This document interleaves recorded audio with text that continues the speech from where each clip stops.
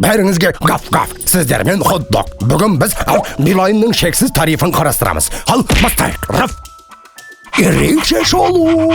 Шексіз тарифін 2 құрылғыда 4G Wi-Fi роутерде және смартфонда қатар қолдануға болады. Бірінші қадам. Симканың біреуін смартфонға, екіншісін роутерге салайық. 2 гаджетті қосайық. Екінші қадам. Енді сим-карталарды тіркейміз, яғни іске қосамыз. SMS-тегідей тіркейміз, содан соң әрі қарай нұсқауға сай әрекет етеміз. Роутерді тіркейік, құрылғыны Wi-Fi роутерге қосып, email.beeline.kz сайтына кіреміз. Телефоннан кіреміз, толтырамыз да тіркейміз. Дайын.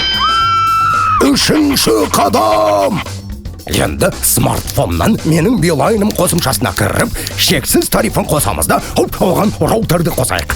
Басты бетте жасыл пернені басып, роутердегі сим-картаның нөмірін жазамыз.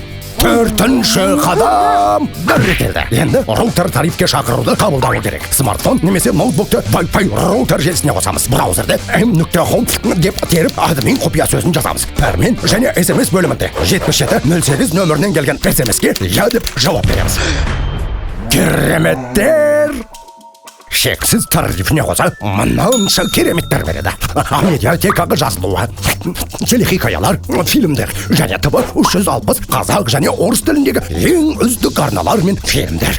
BTV-ді смартфонға, планшетке немесе компьютерге жүктеп, ұялы телефоныңыздағы нөмірмен тіркелу керек. Тегін ТВ 360 топтамасын таңдаңыз. Сүйікті тағамыңызды ыдысқа салыңыз да жайғасып алып, рахаттаныңыз. О, Хатико! Шексіз тарифін қолымызды көтеріп қолтайық.